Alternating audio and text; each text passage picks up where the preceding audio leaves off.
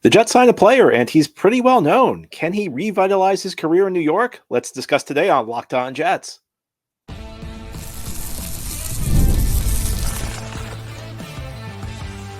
You are Locked On Jets, your daily New York Jets podcast. Part of the Locked On Podcast Network, your team every day. Welcome. This is the Locked On Jets podcast, part of the Locked On Podcast Network, your team every day. It's Wednesday, May 29th, 2024, and I'm your host, John B. from GanggreenNation.com. Thanking you so much for making the show your first listen or first watch every day. Subscribe to the show for free on YouTube or wherever you get your podcasts so you get new episodes as soon as they're posted. If you enjoy the show and are listening on a podcast source, please give it a 5-star review. If you're watching on YouTube and enjoy the show, give this episode a big thumbs up. It helps us out and helps other Jets fans find the podcast. Today's episode is brought to you by FanDuel. Make every moment more. Right now, new customers get $150 in bonus bets with any winning $5 bet. That's $150 with any winning $5 bet. Visit FanDuel.com/lockedon to get started. Today's Wednesday, which means we're going to have our weekly mailbag. But before we get to our mailbag questions, there is some news. The Jets made a signing. It's a signing of a name you might be familiar with. And when we're in May, if a team signs a player you've ever heard of before, it's big news because there's really not a lot going on this month. I mean, the Jets are taking part in their OTAs this week as the offseason program continues. But the team has made an addition. It is a running back, guy you may be familiar with if you go back a few years, a guy who made his name in the league with the Chicago Bears, Tarik Cohen, who was a fourth-round pick back in 2017. 2018 was his best season in the NFL. He had over 1,100 yards from scrimmage, most of which came as a receiver. He was actually a pretty big-time receiving back out of the backfield. In 2018, he had over 700 receiving yards. And in addition to going over 1,100 yards receiving and having over 700 receiving yards that year, he was first-team All-Pro as a return guy. So first-team All-Pro. Now, granted, getting first-team All-Pro as a return guy is not as big of a deal as getting first-team All-Pro as at a regular position like running back. But Cohen was kind of viewed as a playmaker at the time.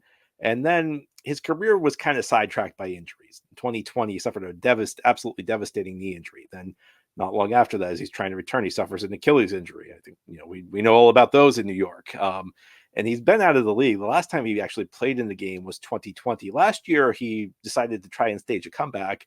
He spent most of the season on the Carolina Panthers practice squad, but was not able to be promoted. And Robert Saleh, at his press conference before OTAs today, mentioned that he viewed Cohen as a potential asset as a kickoff return man.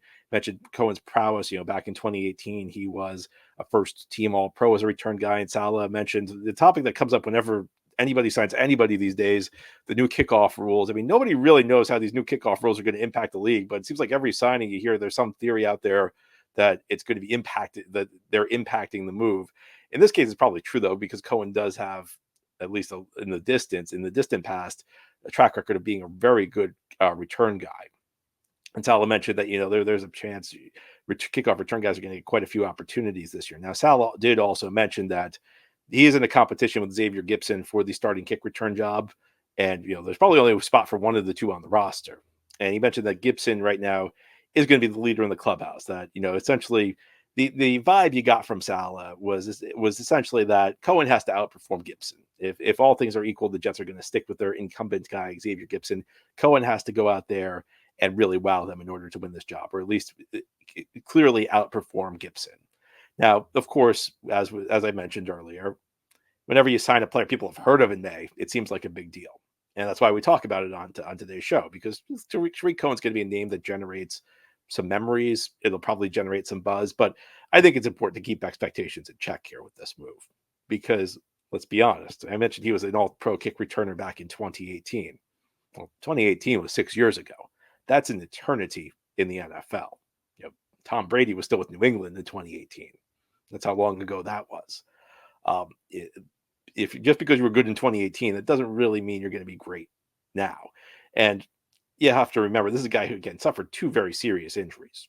And this is a player who really depended on speed. This was a guy, he was a very explosive player back in his early days. But the guys who lean on speed, they have a way of not aging all that well. Unless you're like a Deshaun Jackson who just has such blazing speed that even at reduced capacity, you can still produce for a while. It's tough for guys who depend solely on athleticism, especially when they're coming off the types of injuries Cohen is coming off of. And as I mentioned, I mean, this is not quite a return to the NFL. He tried to come back last year with the Carolina Panthers and never made it off their practice squad. And I mean, there are a couple different things you could say about that. One, you could say, well, Panthers aren't exactly a team that makes sound decisions. So should we really rely on their evaluation of Cohen? And that's a fair point. But Carolina was a pretty bad team last year. They had a lot of issues on the offensive side of the ball. And of course, a lot of those go back to their quarterback situation where they traded up last year for Bryce Young and probably gave up too much and did not put themselves in a position to surround Bryce Young with the pieces that they needed to. But a team like Carolina that was desperate for any sort of spark offensively. And again, like I guess maybe this is trusting their judgment a little too much because it's not a team that's made a lot of sound decisions. But it's just tough for me to believe that if he was looking that dynamic in practice, they'd get much of a chance. Now, another year removed from the injury, so that's a factor here. But Cohen's a guy I just don't feel like his game was ever built to age well. So I think, look, you give him a chance, and I have no issue with the Jets bringing in Tarik Cohen. You have to remember, you bring 90 players to training camp, and that the majority of those players, most of the players you're bringing to training camp, at least the guys who aren't locks for the roster, but guys like this, they're you go in knowing that a lot of the guys you're bringing in don't have a good shot. So kicking the tires on Tarik Cohen, giving an opportunity to show he can have a career resurgence. It's not a terrible use of a 90-man roster spot. So I want to be clear that I'm not criticizing the Jets for bringing Cohen in.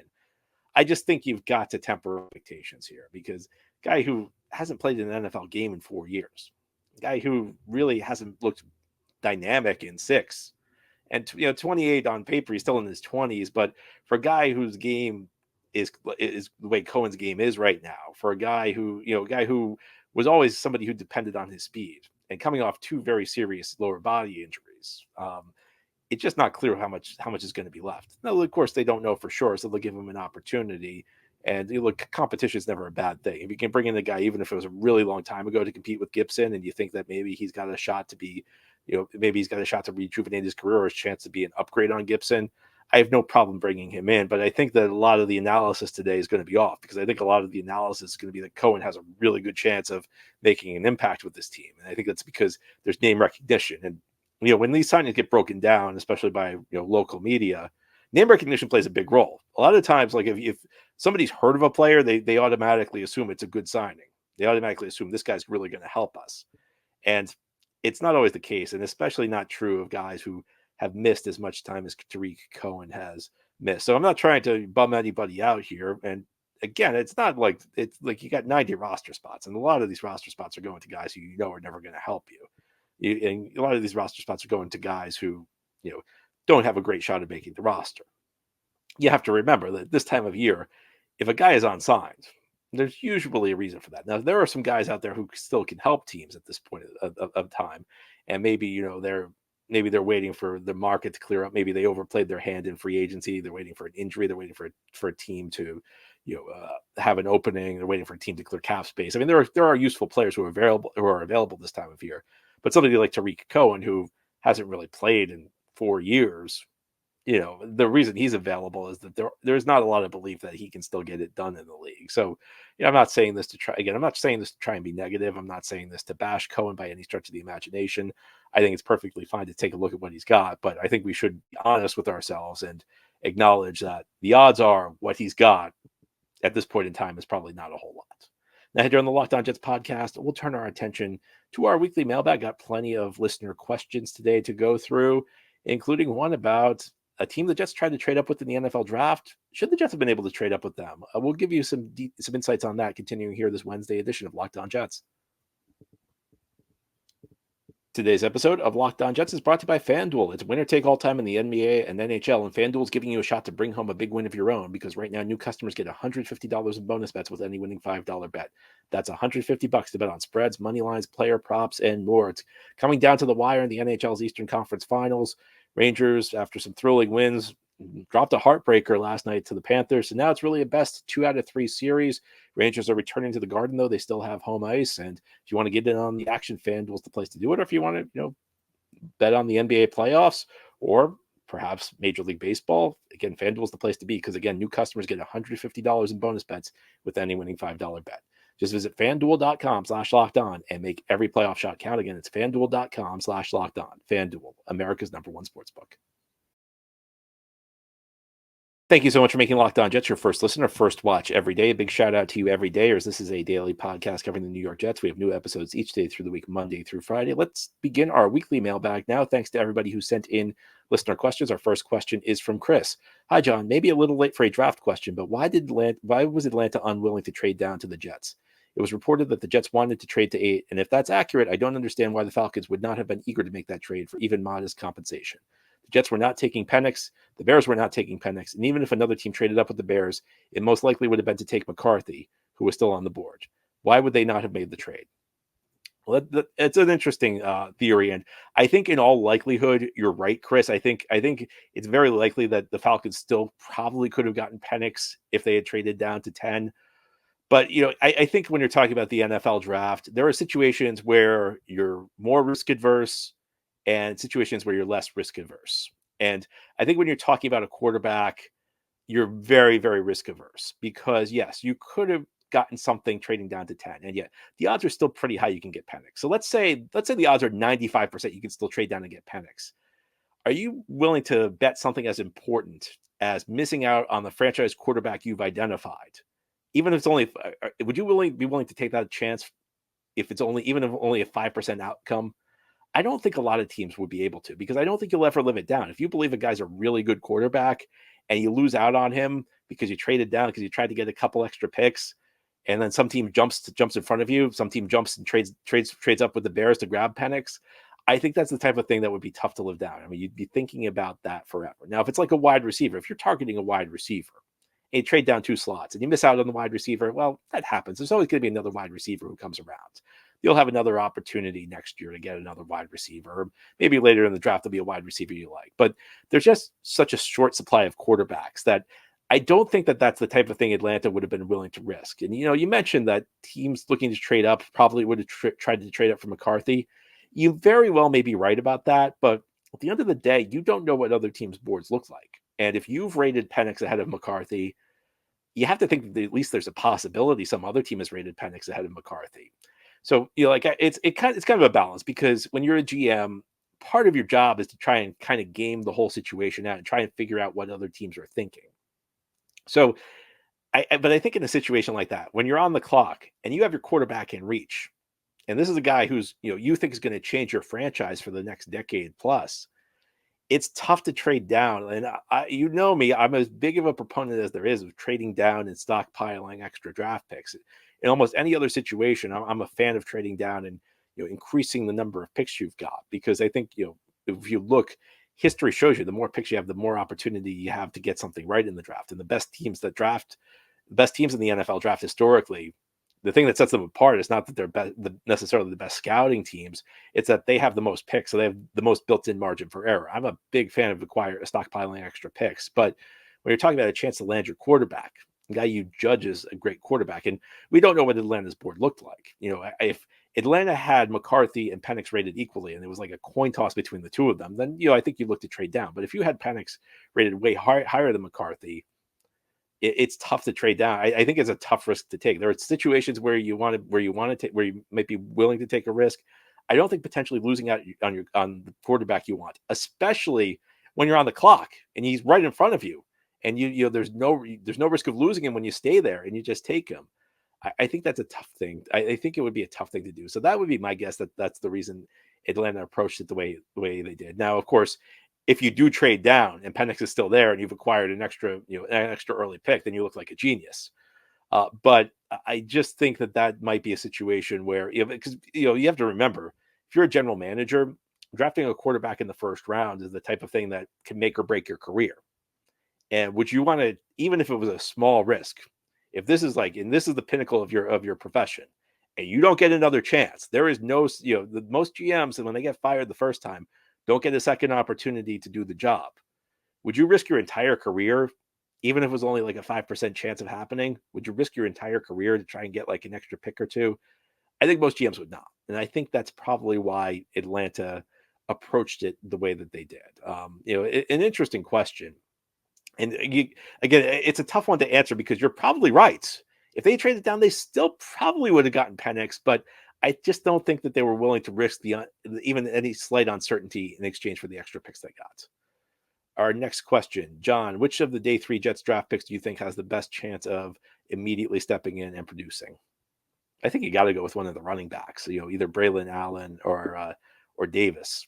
And I'd probably lean toward Davis. I think Davis, based on the film I've watched, and this is just a gut feeling, I don't have a ton of conviction in this, but looking at the film and looking at the numbers and looking at how many missed tackles Davis forced, I mean, he looked like he was elite. To me, he looks like a guy who maybe has a better shot than Allen. But we know at the running back position, that's a spot where rookies can step in because a lot of the positions just whether or not you can make a play with the ball in your hands, and that's like the things I look at when we talk about which positions are easy transition positions from college, which positions are tough transitions from college.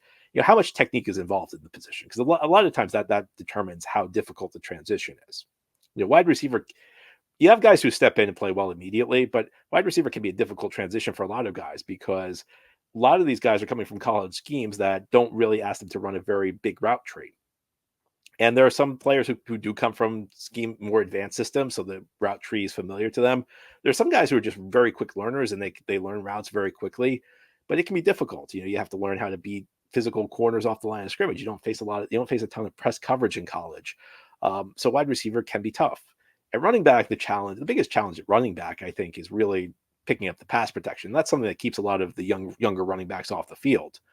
But the majority of the position is based on your ability to get the ball and make a play, and that's kind of the same it was in college. And you're right, the NFL, you're not really learning a ton of new plays. The running plays in the NFL are pretty basic. I mean, any running play you run in the NFL, you probably ran in college, which is not true of guys at a lot of positions. A lot of positions you're learning new stuff, whereas in the NFL for a running back it's kind of easy to step in, or at least relatively easier than it is at other positions. And beyond that, I mean, look, the Jets don't really have a clear number 2 back right now. And, I don't think Tarik Cohen is going to be the number 2 back. I think if he makes it for the team, he'll probably be purely as a return guy. So I think there's a clear opening right now at the number 2 back, and it's open there for, Davis or Allen. I'd probably lean toward Davis. And I think when he was in college, you play at a low level in college to succeed in the NFL. To me, it's like you have to look like a man among boys, and Davis did. So I guess I'd go with Isaiah Davis as my most likely Jet to succeed as a day 3 rookie. Now, you're on the Locked On Jets podcast, we will turn our attention to trade talks. It's always trade season in the NFL. Everybody's always trying to speculate about a big trade. Should the Jets be interested in a potential blockbuster if a certain player becomes available, a certain big name player? I say yes. I'll tell you who that player is and why. I think the Jets should be interested as we continue here on this Wednesday mailbag edition of Locked On Jets. This is the Locked On Jets podcast here on this Wednesday. We're doing our weekly mailbag show. Our next question, John, would you give up next year's first-round pick for Brandon Ayuk, assuming you could extend him? And do you actually think the Niners would move him, or is it just smoke? That's a great question. I would. I'm not a big fan of trading draft picks for players because the draft is so valuable, but I'll make an exception for guys who are legitimate difference makers and guys who are either in their prime or entering their prime.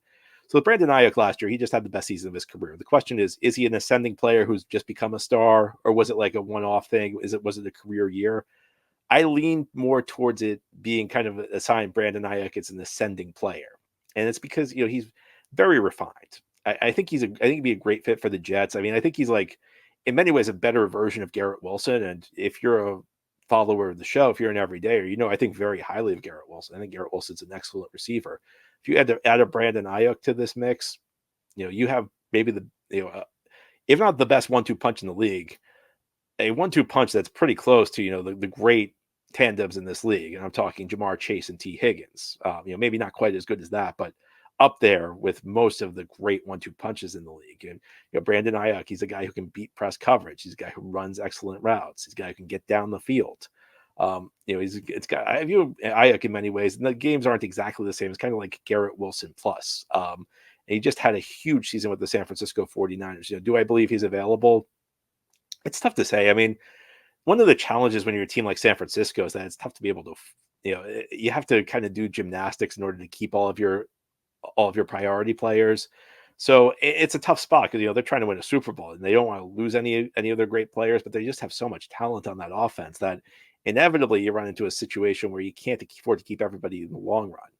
Do I think he's going to be traded right now? I mean, I don't know if he's going to be traded right now because San Francisco does still have some time where their quarterback's not making a lot of money, where they're still with Brock Purdy. So that helps you keep extra guys. In the long run, will they be able to afford everybody on the offense? That's something I don't know. Will Ayuk be the guy who goes?